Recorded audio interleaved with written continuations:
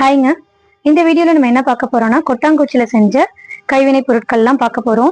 இந்த கொட்டாங்குச்சியில செஞ்ச பொருள் எல்லாமே நம்ம ஊரு கைவினை பொருள் செய்யறவங்க வந்து அவங்க ட்ரெடிஷன் விட்டு போகாம இருக்கிறதுக்காக செய்யறாங்க. வாங்க என்னென்ன இருக்குன்னு சொல்லி பார்க்கலாம். ஃபர்ஸ்ட் ஒன் பாத்தீங்கன்னா கொட்டாங்குச்சி கப்பு. இது வந்து பாத்தீங்கன்னா கொட்டாங்குச்சியில செஞ்ச கப்பு. இந்த மாதிரி கொட்டாங்குச்சி எல்லாம் வந்து பாத்தீங்கன்னா அவங்க ஒரு கரெக்டான பதத்திலேயே வெட்டி எடுத்துருவாங்க. வெட்டி எடுத்து அதுல இருந்து தான் செய்வாங்க. இதெல்லாம் செய்யறது ரொம்ப கஷ்டமும் கூட. இந்த கொட்டாங்குச்சி கப்ல வந்து தண்ணி குடிக்கிறதுக்கு, காபி, டீ அந்த மாதிரிலாம் குடிக்கிறதுக்கு யூஸ் பண்ணிக்குவாங்க. செகண்ட் ஒன் பாத்தீங்கன்னா கொட்டாங்குச்சியில செஞ்ச ஜக்கு.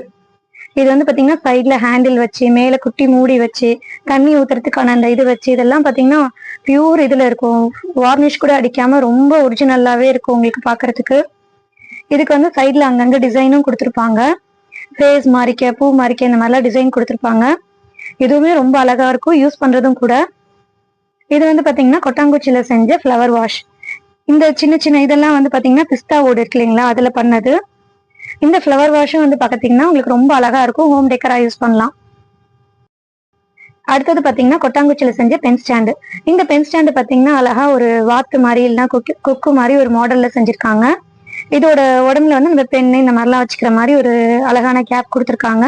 கீழே வந்து ஸ்டாண்டும் கொடுத்துருக்காங்க. இந்த மாதிரி ப்ராடக்ட்ஸ் உங்களுக்கு பிடிச்சிருக்குன்னு நினைச்சீங்கன்னா நம்ம வீடியோக்கு ஒரு லைக் போடுங்க. எப்படி இருந்ததுன்னு சொல்லி கமெண்ட்ல சொல்லுங்க. இந்த ப்ராடக்ட் உங்களுக்கு வேணும்னு நினைச்சீங்கன்னா டிஸ்கிரிப்ஷன்ல நம்பர் கொடுக்குறேன், கான்டாக்ட் பண்ணுங்க.